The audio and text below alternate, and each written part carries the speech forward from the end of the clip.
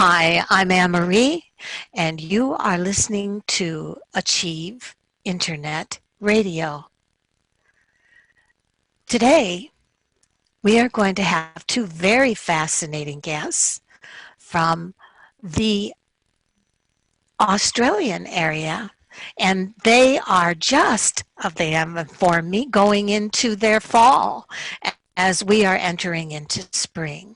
And what they are going to speak on today is the 10 terrains of consciousness. So you are going to be on an evolutionary journey. I want you to discover your terrain of consciousness and how it's going to affect your choices, lessons, and gifts. I'm very excited about learning all this. Did you know that there are 10 main ways people see the world? And that these 10 terrains are all equally valuable? That's right. So I'm just going to introduce you to Alan and Tahnee. Thank you so much for joining us today. If you will come on to the show. There you are. Hi, guys. How you doing? Good. Really good, thanks. So as I said, I am a beginner, and even, I must be behind the times, which I'm an old lady, so naturally I am. But, the thing is, why don't you describe to me, how did you get into this? And what is it that brought, first of all, what is it that brought both of you together on this journey? I'd like to start out with that. Well, we've both been spending our lives doing a lot of inquiry and trying to understand life from our own perspectives. And when Tahnee and I met, we had a lot of deep questions that we were both grappling with. And over the course of a few years, we kept investigating more deeply and more deeply. And as we were doing that and asking these questions, the universe started revealing information to us that was quite revolutionary, really, because it hadn't been put together so completely as it was being shown us. And all of the mystery schools and all of the religions I've studied, they've danced all around this concept, but nothing has really ever nailed it to the point of being literally a mathematical model like this has become. And really, we were coming together of two complete opposites. We originally met actually through dating. We were originally in a relationship, and that ended, I don't know, 4 or 5 years ago now. We're just colleagues. But originally, we were brought together for personal reasons. But we very quickly realized that we were here to do much deeper work than that. And Alan has a background as a scientist and a mystic and a dowser and ancient teachings. And I have a background more in human dynamics and psychology and people and personal and relationships.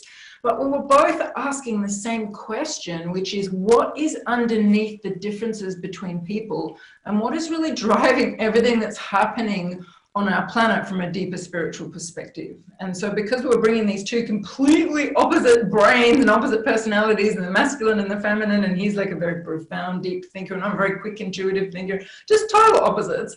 But we were asking the same question over and over, and kind of like a field would open up between us and information would just come through. And it was very clear and we could feel the truth of it. And then over many years, we tested it and bounced it off people, and it just kept coming back to us. This is true. This is true. And then we would sit with it more and refine it more. And one day we decided to just write some of this down, which we didn't even think was our work. It was just something we were talking about for fun. We ended up writing 1,000 pages, and then we thought, gosh, we should probably turn this into a shorter book that we can publish, and we did, and we published our book, Introducing the 10 Terrains of Consciousness, and since then, many people around the world are studying this as a map that helps them understand where they're at on their own personal spiritual journey, but also where our society and our collective and our civilization is at on its evolutionary journey. So it's a powerful tool that can help you in lots of ways. Yeah, because we have to see our hologram. So, Alan, can a person start out and be born in one terrain and then develop into another terrain? Or you said it's in stages? Or is this something, because I feel like a totally different person than when I was little. And then when I was in my 20s and 30s, I felt like a whole different person. And now that I'm in my 60s, I feel like on the wise crone. So it's very interesting to see all of these different terrains. How would you describe to me, as a person that doesn't understand, how one person can be so many people in one lifetime?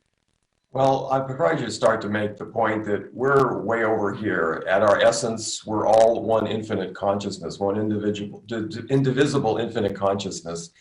And that's where we all come from, and that's where we all return to. But the reason we're along this continuum at some point is because during our course of evolution individually as a soul, we have past lives and genetic lines that come in each time. And these build in the, if you want to call it the akasha or the field, a charge. You know, you have memories, you have traumas, you've got beliefs, and you've sometimes in the past taken vows and oaths and allegiances. And just all these things contribute to building a bundle of energy called a charge bundle, or effectively your dimensions, your space-time dimensions. And you are this bubble of dimensions going through space and time and lifetimes. And this is where we end up. We come back into this life where we left the last one off at, basically. So you come in and settle at one of these terrains based on all the stuff you're carrying. And what I could really say is that even though we are this singular infinite consciousness, you know, depending on that charge, if I put this rubber band up here, it's really that charge is holding us apart from ourselves. And then really the essence of metaphysical learning and mastery is to be able to clean up your charge and let all that go back to where you're just back to a neutral, surrendered, infinite being. And this is our journey over and over again, is being charged and separated from ourselves and learning then to come back home to who we are. And it's a universe, it's a self-healing universe because it sounds a little like the rubber band theory of the Big Bang. Well, the Big Bang is also a misperception that's coming from a more contracted terrain by the perception of the scientists, because the data is all there, but each of these terrains interprets that data differently. And so they see it, the Big Bang as an event. But when you come from a more expanded awareness, there is no beginning or end. It's this whole thing is like I said, it's infinite in time and space, and there is no time and space. So it gets you know, quite deep. But to bring it back to something for people who are new to this, in answer to Anne-Marie's really amazing question she asked a few minutes ago, which was, why do I feel like a different person? Can someone shift terrain? The simple answer to that is yes, you can. And what happens is, it's almost like you're going on an evolutionary journey in your life, and everybody's journey is very different. So some people might incarnate at one terrain. Let's say they're here at the order-based terrain square and they spend their whole life there and they deeply learn lessons at that terrain and they have a lot to offer the world at that terrain, all their challenges at that terrain, and they're doing work at that terrain, they've got friends at that terrain, and that's what they're here for in this lifetime. Someone like Abraham Lincoln is a great example of that. He was at the order-based terrain square. He came in to end slavery, which is an institution coming from the previous terrains pyramid, and he wanted to make it a much fairer society. So his work required him to spend a lot of time at square. Someone else's life path might require them to move through 1, 2, or maybe 3 or 4 terrains even. So there are some people on this planet who shift a lot. They grow, they expand, their awareness expands, and they look back, like you said, and they go, wow, I don't recognize myself from 20 years ago, because they've had maybe 1 or 2 terrain shifts. And it's not a small change, it's a massive change. When you shift terrain, your entire relationship with reality shifts, the things that make you feel safe change, the kinds of work you want to do changes, the purpose that you're here to fulfill on this planet changes, your relationship to your own infinite self, your spiritual journey, it all completely changes. So probably many of the people listening to this are people who have a high evolutionary role to play in terms of they're here to grow and expand. Otherwise, they probably wouldn't be drawn to your podcast. So probably those of you listening, if you did our quiz, which you can do at 10terrains.com, find out your current terrain, and then go back and read about some of the previous ones, you'll probably see that when you were younger, you actually were living at one of the previous terrains and that you have in fact had a terrain shift. And it can be very helpful for people who are in the process of shifting from one to another, where life can feel very confusing because everything's changing, the way you see the world is changing, to actually know that this is normal. This happens to everybody. Lots of people go through terrain shifts, and sometimes just to know that that's what's happening can give you a lot of peace. The first thing I immediately think of when you said that was people that are going through recovery of substance abuse, or people that are recovering through therapy because they've been one person and they're struggling and striving to try to make sense of it all and be the person they want to be. Does wanting to be someone else, as they always say in the spiritual field, first you have to visualize it before you can actually make it happen, or the process of manifesting. So does wanting to be something of a higher consciousness have anything at all to do with the terrain that you are on? Well, Does that make sense? Yes, it does make sense. He'll say yes and I'll say no. Well, it's a yes and no to both, because it's your ego wants to manage all of this, and it wants to, and it wants to evolve you, and that's okay. And yet your spirit also is asking for you to come back home to yourself, your infinite self with a capital S. And so you've got this underlying pull to bring you that way, but you're not going to be able to move until you've done the work that's to be done. Each of these terrains are parallel universes. They have lessons and challenges, and there's gifts to be given. You have to really do it's an individual mystery school, literally. You have to do the work at that grade or that school or at that place before you will let go of the charge that's holding you there, and you'll naturally be brought, spirit will naturally just relax you, shall I say, to the next terrain. It's really not even a process that you need to do anything. It's more a taking off the brakes that's holding you from being here. We're back here somewhere because we've got the brakes on, in effect, on our vehicle. And when you let the brakes off, and that's doing the inner work, that's healing the traumas and letting go of the charge and the beliefs and the judgments and all the things that keep you apart from others and from life. Once that work is completed, life is a self-healing process. It will naturally bring you back there. And often people will think, I can just set an intention, I'm going to be at infinity, the uni-based terrain, I'm going to be enlightened, I'm just going to take some ayahuasca and I'm going to shift. And that's all coming from the mind. And it's a beautiful goal. I mean, if you're going to have a goal, it's a beautiful one to have. But that kind of thinking tends to come from Diamond, the reflection-based terrain, which is a terrain where people really, their sense of safety comes from creating their own reality from their mind and their intention and their goals. And it's a very, I can create my own world kind of thinking. And that's beautiful. A lot of amazing things in our world have come from that terrain. But actually, it's the infinite self, the person's spirit, the higher self, whatever we want to call it, that's really in charge. And also the collective unfolding of all of us that's orchestrating all of this. So even though we like to think we can change and make things happen just by choosing it, there's a deeper process unfolding here that's really to do with our life path and our life purpose. But often what I see is people who are really feeling this, I want to be at infinity, or I want to be expanded, or I want to be at spiral, or I want to be at a different terrain. They're probably feeling that because it is on their path, and one day they probably will be there. So they're kind of feeling that yearning and that future sense of where they're headed. So it's a nice thing, and it's a thing that should be celebrated. There's nothing wrong with it, but nothing deliberate and mental can really change the speed at which you grow and evolve, because life is going to orchestrate for you the things that are needed, and it's usually going to be things from out of left field, like an illness or a relationship breakup or something big with your work or a global pandemic. I mean, there'll be something happening that you couldn't have expected, which will cause all your stuff to come up, and a lot of massive expansions and openings of awareness and shifts within yourself, and you'll wake up one day and go, you know, I don't think I'm in Kansas anymore. Something's really changed. And if you were to do our quiz, you'd find you've done it. You've had a terrain shift. I was going to ask you, do you have some of the questions for your quiz? Say that again, please. You have a quiz. You have a quiz. And would you have some questions at hand that would be relevant to that quiz that you would tell us? Well, it's not the sort of thing that we could just throw out a few questions, but we could discuss a few of the different terrains very quickly, and then your viewers could get a sense of, that one feels like where I'm at. The questions won't really work because they build on the previous questions, and then they send you down this path or this path depending on what you answer. So we couldn't do it in a way that would be relevant for everyone. Got it. You just describe a few of the main terrains, and you might get a feeling.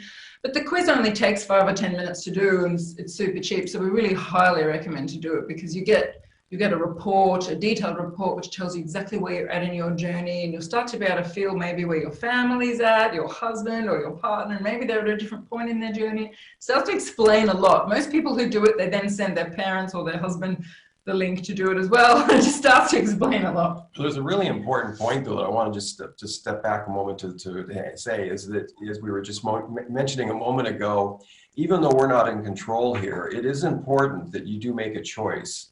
And each of us have an opportunity to make a choice if we want to grow and expand. So by making that choice and asking the question of your infinite self, how can I expand? How can I heal? How can I grow? You're responsible from an ego level, if you will, to ask the question and to make the request. And so that's what you're doing with intention. And that's what Diamond really is attempting, is to begin that process, because once you've asked the question, that opens the doorway for this whole growth process to start to occur. But if you don't ask the question, you don't make the choice, then you never will begin this process of growth and change. So it's very important that we all take that responsibility. But once you've opened Pandora's box, you have to just surrender and let life bring you what you need to learn in order to go through your journey. So can you describe what each of these terrains is above you? Yeah, I mean, there's 10 of them, so I won't go into all of them because it'll take a long time. And the first one and the last one, I'll go quickly through them, but I'll just give you a hint of each one. Well, for the show, a brief, the temptation to read your book will come from the interest that these terrains bring. So let's just give it a subtitle for each terrain. I'll go super quickly, but bear in mind it's a very deep teaching, so this is going to make it very quick, but I'll go very briefly. But just to start by saying the first one and the last one, they're really just bookends for completeness. It's extremely unlikely you're going to meet people at either of these terrains, but we just have them in so you can see the whole picture of the human story. So the first terrain, the matter-based terrain particle, this is the terrain you could think of someone who's like a caveman. They're living completely in reaction moment to moment out of pure survival. That's it. They're just like lion, run, food, eat. The terrain after that, which there are people at the second terrain, which we call. Are we talking about the star, or the star? The second one, which is called a radial, and each terrain we've given a special symbol, special icon, and this one we call radial. This is called the faith-based terrain, but it's not really about religion. It's really about fundamentalism. So what happens as someone shifts from particle to radial is they start to have a story for what's happening in the world. So they're no longer just reacting in the moment, but the story is that there's something outside of themselves that's incredibly powerful, that's running everything in their lives. So it's some sort of fundamentalist God or spirits or deities. And these are people who might do suicide bombing because they believe they're going to get salvation, but there's no thinking or questioning. It's completely disempowered relationship to something bigger than themselves. And then the terrain after that, the will-based terrain pyramid, which is the symbol of the pyramid, that's a terrain that there are a lot more people at. And the shift that happens from radial to pyramid is the belief, well, hang on, I'm actually in charge of my destiny. Thank you very much. And this is where the ego starts to come in. And it's not just about some being that's running our life, it's me. And it's very much about whoever's got the quickest gun wins and whoever's got the most power wins. And this is where we see domination and control and empire and people trying to gain wealth and power, influence over other people and controlling other people. And it's a very much victim consciousness, victim mentality terrain, but you can also see it just in an ordinary guy on the street who's hanging out at the local pub feeling very victimized by the government. It's also playing out kind of the powers that be and a lot of the political things happening on the planet. So there's a lot of stuff happening at Pyramid at the moment and always. Mm-hmm. And then the terrain after that, which is what we would call the mainstream, And in Australia, where we're living, it's actually the prevailing terrain. In America, it's past that, but probably back in the 1950s in America, the prevailing terrain was square. So square, the order-based terrain, is a terrain where the shift that happens is, instead of being selfish like a pyramid and trying to just amass as much power and money, it becomes selfless. So it's like we're all going to contribute to a system and to the highest good of all the majority. And we're going to set up governments and institutions and laws and rules. And it's no longer who's got the quickest gun wins. There's now fairness and there's civilization and we have society. But it's very much about conformity. And if you think back to like the 1950s or the previous century, everything was very centralized and everybody read from the one encyclopedia and was told the one bit of information and we all drove the same kind of car and everything was replicated. And the Industrial Revolution really came out of square, which is the thinking of us all contributing to this smoothly running system. Right. And then the terrain after that, which is where the prevailing terrain of the modern world is right now, although that's starting to shift in the last year, is at the next terrain, which is called the reflection-based terrain diamond. So that's the one up there. It's hard for me to see. Right. So when you move from square to diamond, which is a shift that a lot of people have been through, you move from, instead of like, I'm going to be a lawyer because my father was a lawyer, or I'm going to play a part in society because I'm expected to, suddenly it's about who am I? I decide my identity. I decide who I am. I decide my look and my brand and my life purpose and my goal. And I'm an artist, or I'm a world changer, or I'm a cutting edge thinker. And this is where people start to push over the square into the diamond. It's like, we're going to radically change things. We're going to overthrow social systems. And we see a lot of things in our current world have happened since we've shifted to diamond in the 1960s, like, for example, the internet, where information is decentralized and everybody has access to everything, and customization of products. And a lot of the technological innovations we are seeing in our world and all the gender exploration and all of that is coming from the fact that we are, as a collective at the moment, as a prevailing terrain at diamond. So it's an exciting terrain. It's got positives, it's got negatives, as they all do. Right. The terrain after that, which the world is in its very beginning baby steps of moving towards something which we can talk about later, that the whole COVID thing has kind of thrown the world into its next evolutionary stage, which is the shift from diamond to circle, which might take 40 or 50 years, but we're in the beginning phases of that. Circle, the connection-based terrain, you'll see that in the first few terrains I talked about, those of you who are watching the video, there's a little sort of dot on each of these images. When you get to circle, that disappears, because those first 5 are really all about the individual and its relationship to the world. Once you get to circle, it's no longer about the individual. Now we're living it as a community. And circle is really the terrain that most of the indigenous cultures are at and have been at.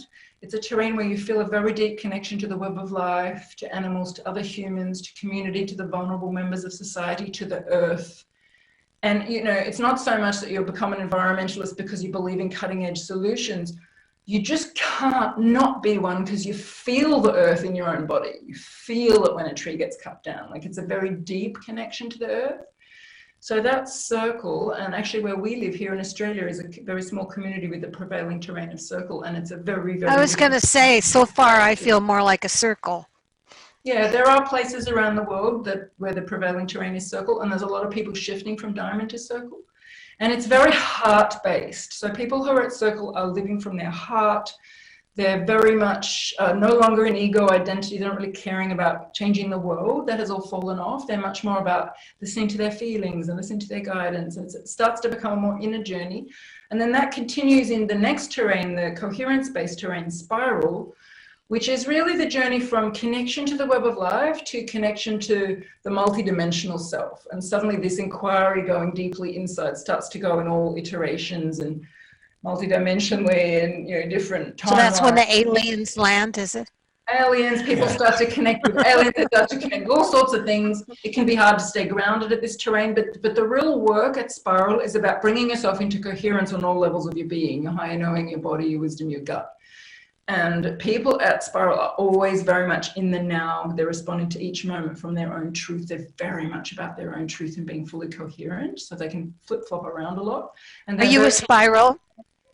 No, I'm actually not, but I have been at Spiral, and yeah, it's very powerful. And when you're at Spiral, you're very sensitive and connecting to all different energies, and you're sort of working with specific frequencies or specific energies. And then the shift that happens when you shift from Spiral to Toroid, the next one, the fractal based terrain, which is where I'm at this point, Fractal-based terrain is where you start to see the play of all the energy. So you start to see the actual tapestry of life, how it's unfolding. So people at Torrid tend to see truth. They tend to see the higher perspective of what's happening on the world. They tend to be coming from a really deep place of trust. A lot of the teachers throughout history have been at Toroid. They really kind of understand and know in their bones that life has their back.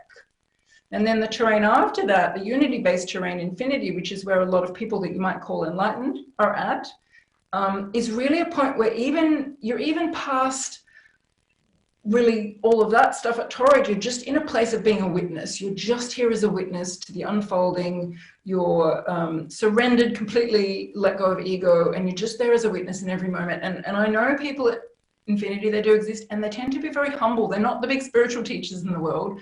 They're just very peaceful people. When you're around them, you feel peace because they have no agenda. They're not trying to make anything happen. They're just being, and they're powerful, but they're quiet. You know, they're not trying to do stuff in the world, but their energy is powerful. So the shift that kind of happens from diamond to spiral to infinities, because they're all individual focused terrains. That diamond, you're about changing the world through your actions. At spiral, you're really starting to emanate a specific frequency in yourself that is shifting people.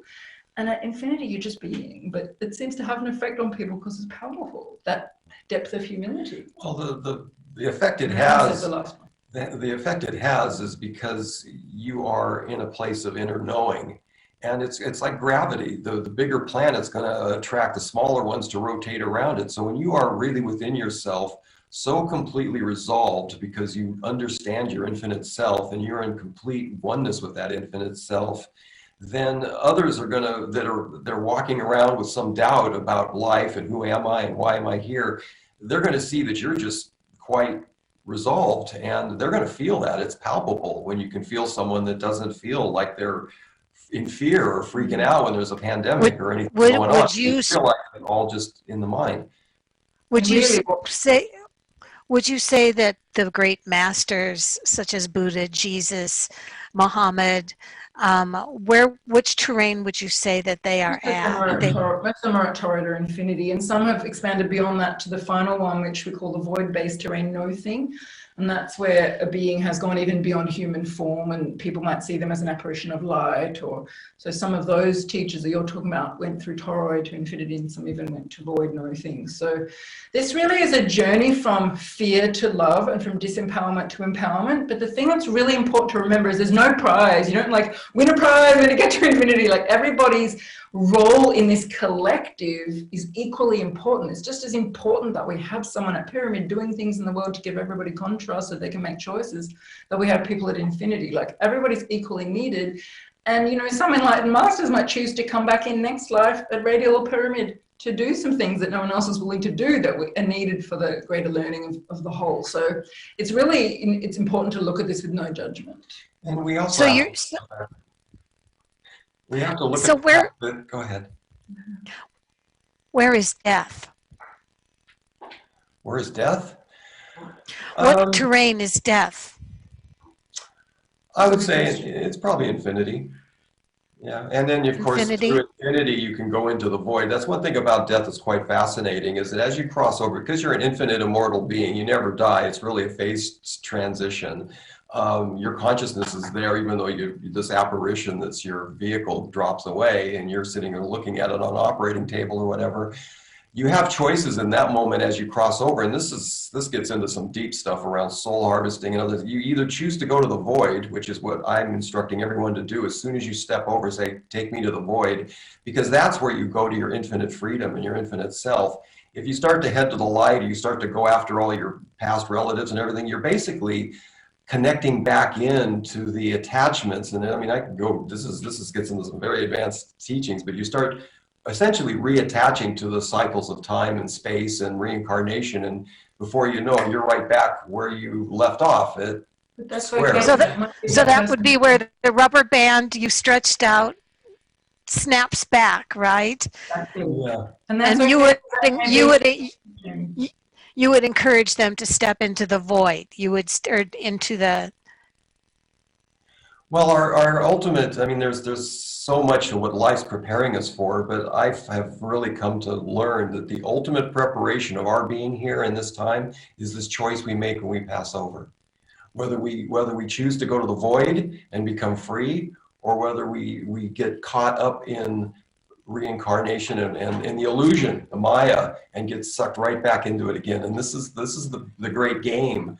And you hear of various concepts like soul harvesting is something that's happening. There's a lot of things happening that we have to be aware of. So it's a big universe and lots of things happening, even though we're not consciously aware of them. But at the same time, everybody's at a different point in their evolutionary journey. And if you pass at a different point, you may make a different choice in that moment. And that's okay, because everybody's journey is actually okay. So it may be that you need to do a little bit more reincarnating. There's still some more stuff you need to learn. Like it's really important to have no judgment here, because everybody's journey is very different. But it's a really interesting question to ask about this.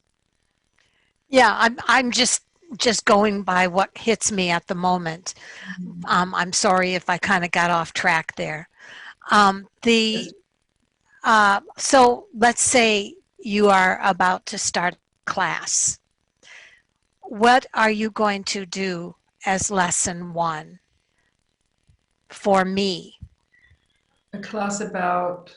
You're teaching this you're teaching this.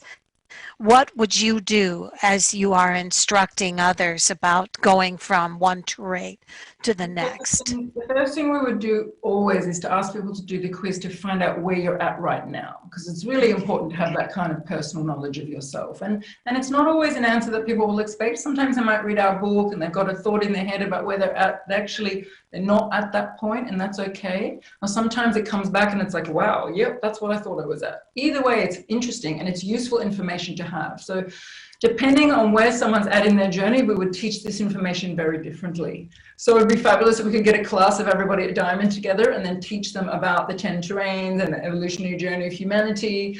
And depending on, or get everyone at Circle together and teach all of them. Obviously, if we're teaching people at all different terrains, we have to speak very generally like we're doing on this interview. But also it would depend on the people's interests, because some people choose to study the 10 terrains because they're really focused on relationships. They want to understand how to get along better with their husband or their son or their mother or their colleague or their daughter. And they're at a different terrain to that person. And so they would like a class on, I'm at Diamond, my sister's at Square, how do we get along? And that's an amazing class to run, or they may be having problems with someone who's 4 terrains apart from them. Like my parents were at very different terrains, and when we wrote this, that really helped them to understand each other. And there's other people whose focus on this is trying to understand the world. They're trying to figure out what's happening politically. Like what terrain are the leaders on our planet coming from, and what are the terrains of different countries, and how are we shifting as a planet through these terrains? And so we would teach very different content. And so one of the things we want to do is actually train other people to have expertise in the 10 terrains like we do, so they can focus on their area and teach this to their people. So for example, we would love to train some relationship coaches who could go out and take this material and teach it to couples or to families. And we would love to find people who are interested in journalism and politics and teach it to them. And we would love to find artists and writers, because it's really interesting to know the terrains of characters in books you're writing or movies you're creating, the terrain of the world that your characters are in, and things like that. So there's a lot that we can do, but there's only 2 of us. So the question of what would you teach in a class would really depend who the class is for and where they're at in their journey. Because this is do you ever feel like this could fit into like a Orthodox religion even? Do you think, in so many ways, I'm a flunky of catechism. I was in the Lutheran church doing what kids do in catechism, and was always the obnoxious kid asking questions of why. And, finally they just said, please don't come back. But I think that a lot of the churches, like I look at the Catholic, is it John, the Pope now, Pope John? I'm not sure. I'm not either, but he's a very fascinating person, and he's I think one of the most enlightened people of the church, as he begins to realize. I think he also believes that there is going to be a visit from another planet, He believes that he brought in the first African American into the whatever you call that whole cardinal bishop stuff. I would love to see what some of these people, from Trump to the Pope, to some of these people, they're all so different and they all are so interesting. And it'd be just fascinating. Have you ever done the 10 terrains on any of these kind of political Well, we do figures? have, when you do your quiz, we have a report. Then with the report, you get a free gift that we created a while back called Famous People in History. Uh-huh. And what we've done is we've identified groups of people at each terrain, and you can actually see their faces, and you know many of them, and you get a sense of these terrains just by seeing the group of people, like Genghis Khan at one terrain, or Buddha at another. You can even see the energy. Mother if you Teresa. Look at all the faces as a group energy, you can actually get a feel for the energetics I'm of these sure. terrains and in these people. It's actually really beautiful. That we did that of people who've already passed, the people from history. We didn't want to get into guessing people's terrains until they've done our quiz, because we've got a pretty strict policy on that, not to figure out people's Right. I terrains. wasn't thinking necessarily of people passed on. Yeah, but it's fascinating to see people throughout history. But what I wanted to acknowledge, and what you said, which was really interesting, was your relationship as a child to the conservative church. That's a pretty classic reaction from a child at Diamond who's in a square world, because I also was at Diamond as a child and I was in a square religious environment, and I was always going, but that doesn't make sense. But surely if we think about it logically, like I was always questioning, and the other students were just accepting what they were being told. And I realized as I got older that it wasn't really to do with personality type, it was to do with where I was at in my relationship with my higher self and with life. I was at Diamond, and when someone's at Diamond, they will tend to think for themselves more and not necessarily take at face value what they're told by authority figures, because their relationship to the whole is different than someone at Square's survival depends on them being part of the consensus reality. Even if their personality type is an original thinker, if they're at Square, it's going to be tempting to just go with what they're taught, because their sense of safety comes from being part of the system and part of the consensus reality. But if the child is born at Diamond or shifts into Diamond in their teenage years or something, you can often see a massive clash between that child and its parents, or that child and its church or its religious teaching. So this is where it's fascinating to know where you're at relative to the world you've grown up in, and your family and your school and the culture that you're in, because not everybody's at the same place as their culture. Yeah, I grew up in a family of teachers. And when I fell down an elevator shaft on the back of my head when I was in kindergarten, I had a complete consciousness change. Yeah. And from that time on, I began to see, feel things that I'd never seen before. So I think it's also interesting how traumatic brain injury and traumatic head injury can kind of shake up a head like a pop bottle, and all of a sudden the consciousness kind of explodes out of the top neck, Yeah. That's a literal cracking of the egg for sure. Yeah, definitely. The point about religions, and I would say this of science and politics also, some religions actually are investigating who we are and wanting people to learn who we are and the truth of our infinite self. Others religions are actually there as a control and I would even say a conditioning mechanism. And so they would find this teaching to be very threatening because it exposes their attempt to try and keep you in a box. And science and scientists, similar things in psychology. This understanding really turns psychology in a different direction. It's not that, science and psychology thinks that our consciousness is coming from the soup of chemicals in our brain, and once we die, it goes away. Well, that's actually been proven through science, through more advanced science, not to be correct, but it's still the prevailing belief system. So it depends on the group, it depends on their open-mindedness, it depends on their search for truth and knowing. And so you're going to find all kinds of different reactions. Some are going to feel very threatened by this work. Some are going to be, and many have that have come to it, are like, oh my God, this finally explains life and what's going on. Because this is a hologram we're living in. And so whether it applies to you, your relationships, your family, your neighborhood, the whole nation, the whole planet, this is like the stuff that's making it all up. These 10 terrains, these 10 universes, they're what making up our entire life on this planet.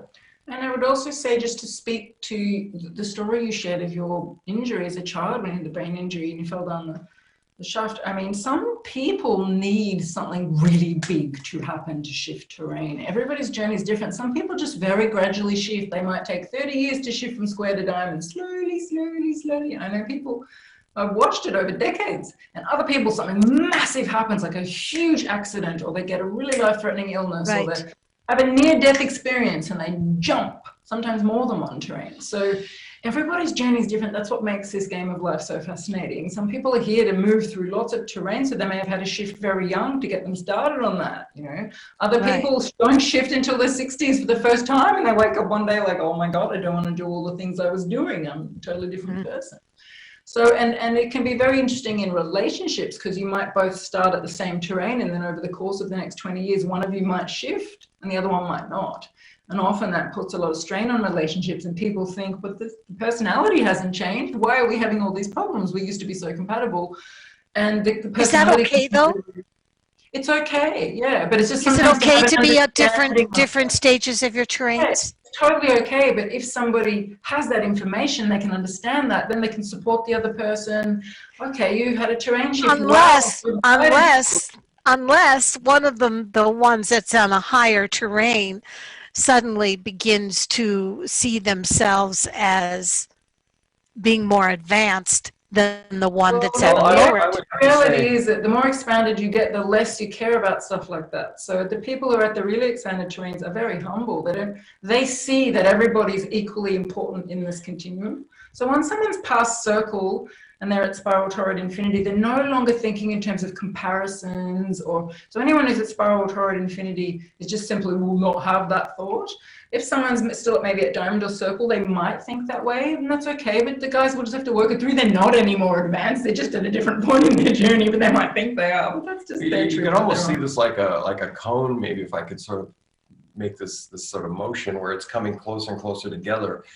At this end, you've got pretty much all ego running the show. At this end, you've got spirit and no ego. And so it's you know, as you're expanding and growing, the ego's basically becoming a servant to the infinite self, to the spirit. You're becoming conscious of that.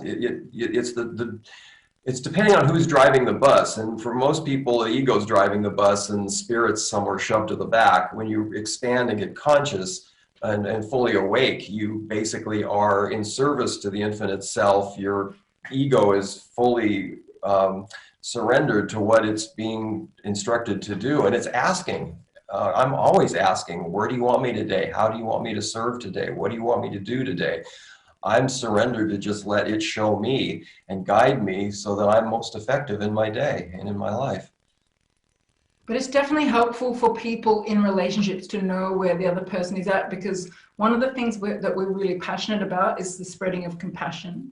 And it's not just compassion for other people, it's also compassion for ourselves. So if you're in a relationship and you find out that the two of you are at a different terrain, I can actually start to accept you where you're at in your journey without expecting you to be where I'm at, and actually have some compassion for you and be able to cheer you on and support you in your journey, even if you're at a different stage than I'm at. And hopefully you, once you have this information, will be able to support me, rather than, oh, I wish they'd hurry up and evolve, it's so annoying, or gee, I'm so scared because this person seems to be leaving me behind. Like, that's all coming from fear and usually from ignorance. Once you have some understanding, which is what this work provides, then the ignorance falls off and it's like, okay, we're just at different points. It's like, she's 12, I'm 13, no big deal. We can still love each other. We can still, she might buy different kinds of clothes and I'm buying, that's all. You know, like, it's just different. There's no, and one of the nice metaphors we like to use to explain this is the metaphor of a spaceship or an airplane. So imagine an airplane or spaceship's on the ground, and it can only see like the few trees in front of it.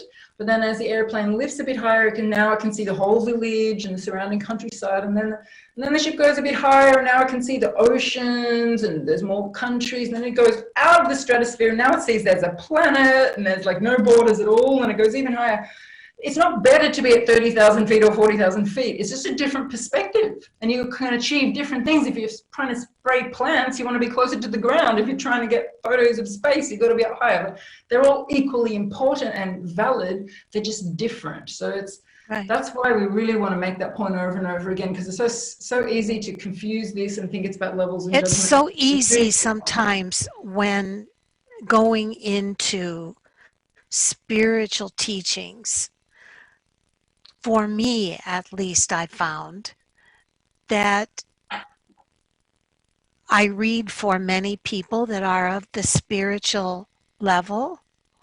And as you know, spirituality can be as competitive as a high business executive. I'm sorry, it is. But there is a sense that I find sometimes one of the questions that I have from people that are doing sabbaticals together is returning from sabbaticals upset because they felt that one person was at a more advanced level than they were.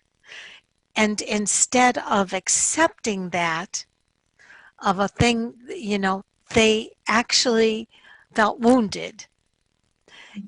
And so what I'm saying is that I understand what you're saying is something that absolutely makes sense, that we shouldn't feel that way, that one person may be at a spiral and another at a circle and another at a diamond. But there is a strong sense that you have to be careful, at least I do, with people who are spiritual but are competitively spiritual. Yeah, and I'll say that what you're saying is really true. And the explanation for that is that, as we said at the beginning, the prevailing terrain on the planet in the Western world at the moment is diamond. And we call that the reflection-based terrain. And the reason we called it the reflection-based terrain is my sense of identity comes from reflection from others. So I decide I'm a cutting-edge artist. I start wearing clothes like a cutting-edge artist. I create a brand of a cutting-edge artist, and everybody else sees me as a cutting-edge artist. I then feel like a cutting-edge artist. Rather than my father told me to be a lawyer, I'm a lawyer. So I'm constructing an identity that's being reflected back. So a lot of the sense of self comes from reflection and relativity to other people. So if my sense of self that I've constructed is I'm a spiritual teacher or I'm a spiritual person, then I'm constantly looking to how others are seeing me and where I stand in relation to others to prove to myself that this identity I've constructed is true. There's nothing wrong with it. It's happening to everybody at Diamond. Some of them are spiritual, some of them are not. They're all got their own thing, but the thing that they all have in common is that their sense of identity is coming from how it's reflected back from others and how it is relative to others. Once someone shifts to circle, that drops off. They no longer care really what people think about them. It's much more my relationship to my body, my gut, the earth, my tribe. It's just different. And because there's such large numbers at Diamond at the moment, and a lot of the spiritual teachers are at Diamond, a lot of the spiritual teachings are coming from that terrain, which is fine. It's got a lot of wisdom. There is that reflection side of it, which is just inevitable. So it's okay. Just know that this person you're interacting with may be at that terrain. That's okay. Just have compassion for them. It's real for them. For someone else, they might not see that. Yes, Alan. What's that? You're looking at spirit mixed with ego. You got an admixture, ego, and then ego spirit, and then more spirit ego, and then just spirit. So it's sort of like wherever they're working on this continuum is really going to be a reflection of that. And it's to say too that we really are on a journey of self-responsibility, and so we become more responsible for ourselves and less concerned about others as we expand and grow. And the biggest gift that the 10 terrains will bring you in your life and in your relationships and in your world is understanding that with these 10 parallel universes, there are specific languages and memetics and perceptions and beliefs and like colored glasses on seeing the world. And so by understanding these different relationships, you have now literally words like keywords that you can speak to your partner in at a different terrain, and you can relate and say things that they'll feel gotten because you're saying language that they Like at Square, for example, they're dealing with roles, and so if you talk to them about their role in society, they'll be, oh, okay, yeah, my role as a doctor, I really feel, so there's different words and different, and they will light these people up. Each person, each terrain will get lit up if you start using the words of their terrain and the language of their terrain and the mimics of their terrain. So it's an understanding of, and really an understanding of ourself, because we are this full continuum as well. We have the capacity to be completely switched off and in separation and in fear and in victim, or we have the opportunity to be completely self-responsible and awake, and the whole dance all happening right here. And I'd say, just to follow on from what Alan's saying, as well as having the language to speak to people that will really land with people, you also have an understanding of fundamentally what makes them feel safe. So for example, if you've got a friend at Square, the order-based terrain, and they've got cancer, trying to get them to do some radical new cutting edge treatment or to just work with energy or their thoughts, it's going to terrify them. But they're going to feel safe if you suggest something that's tried and tested by the authority and the establishment and scientists. And, it's just, that's what's going to make them feel safe. Whereas someone at Diamond might feel much more safe hearing something cutting edge that's come from human ingenuity and something radical and something innovative. And someone at Circle might feel safe from something that's really deeply connected with nature and their emotions and natural healing herbs. It's just everybody's coming from a different place in their journey. And when you really understand what makes people feel safe, it makes it a lot easier to manage conflict and, arguments and the really tricky issues like illness or, the big things where really people need to feel safe. And once somebody feels safe, then usually you can solve anything. But when people are not feeling safe, then they're feeling threatened and they start to lash out. That's when you get massive breakdowns and disaster.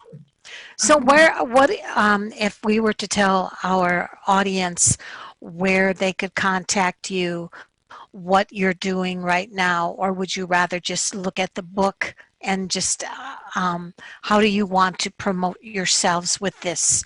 What can we tell the audience to do here? Well, we would invite everyone first and foremost to go to our website at 10terrains.com. I'll spell that TENTERRAINS.com.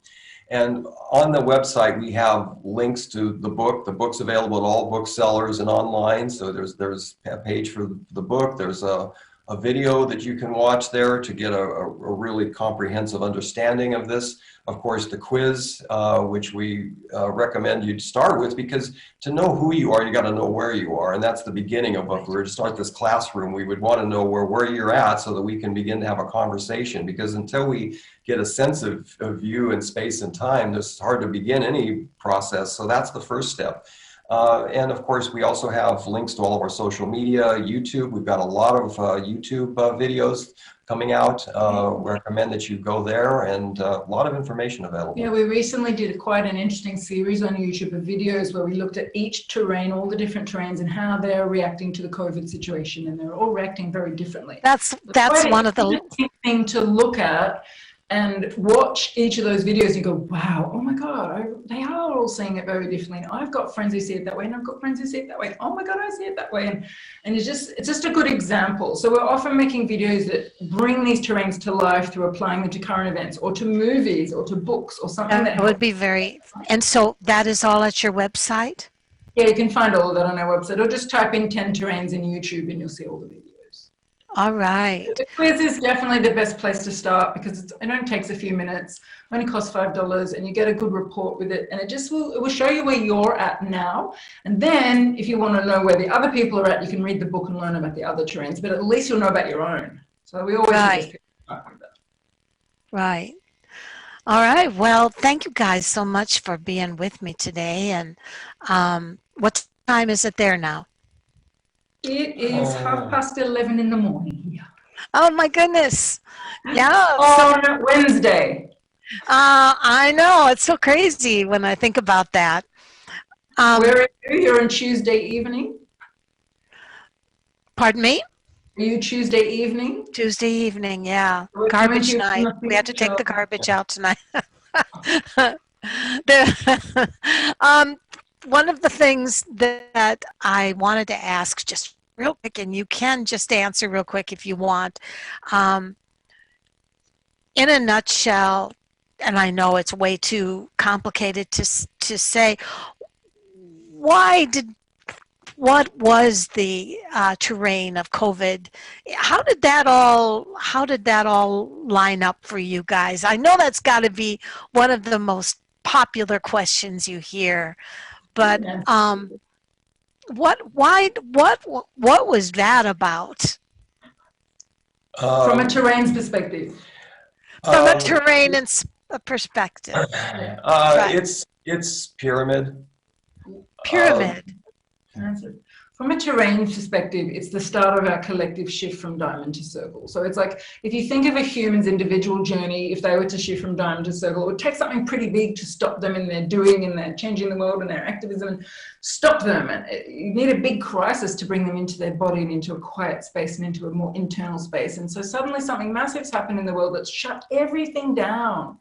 And so a lot of the people who were moving from diamond to circle, that has sped up. And those people have moved. And so what's happened is that's had an effect on the collective field. And so our prevailing terrain as a collective in the Western world, which was very much at diamond, diamond, diamond, is now in the beginning stages of this long journey of moving from diamond to circle. And it was always going to take something big to kick off that journey, because it's a big, big shift. It seems to me like it's almost a delayed prediction from what they thought was going to happen on the Aztec calendar of 2011. Was it 2011 when they said? 2012, and I did study that deeply, but the understanding of that calendar has been very misconstrued. One cycle of the calendar ended and another cycle began. And we are just witnessing since 2012 all of this new calendar starting to do its thing. And if you really go into the lore of that calendar, there is actually dates of 2017 and 2021. And as we were seeing things now and into the future, there's a lot of astrological and astronomical shifts that are starting to come in and change. The Aquarian age, you've heard of, these various 26,000 year cycles are starting to, turn. So this is what this calendar is marking. And it wasn't like at the end of 2012, everything just went poof. No, it's the beginning of a new cycle. And if you think about it, like the infinite intelligence of everything is trying to shift us as a species from diamond to circle. So it's generating some big full-on stuff that's happening in the world, and everybody's reacting to it from their terrain. So some people are trying to gain control, and it seems like everything's going so fast. It seems like time is going very, very fast all of a sudden. Well, it's an evolutionary leap that's happening, but evolutionary leaps are speeding up. I mean, if we shifted from diamond to circle and around the 1960s, from square to diamond, and around the 1960s, we'd been at square for a long time, but we were at pyramid for even longer. I mean, it all speeds up. And then who knows what will happen? Maybe we'll all be sent back to particle again. Like, we just don't know. But it's a continuing, evolving journey. And at this point in time, we are still at diamond as a collective, but we're starting to move on that journey towards circle. And the world will be a very different place when we're all living at the connection-based terrain circle. And who knows when that will be, but it may not be that far off. Well, we just all better have big necklaces and belts with your terrains on them so we can observe what's going on in our lives and know that Tahnee and Alan had predicted this. You guys, thank you so much for being a part of my night and your morning. And I've been drinking coffee. I'll probably be up all night thinking about this. Thanks a lot. No, I loved it. Encourage you to do the quiz and get involved. I will make sure to write down on a blog many of these things that you had, and if you have any suggestions to send me for a blog for the radio station, you can send it to me, okay? Thank you, everybody. It's been so nice. Bye. Bye, Annie. Take care, hon. Bye-bye. Bye, Alan. Bye, Tahnee. Sought out the mysteries of the Orient, followed on the conquests of the Romans and the Greeks, and sailed the seven seas. Reading opened our minds to places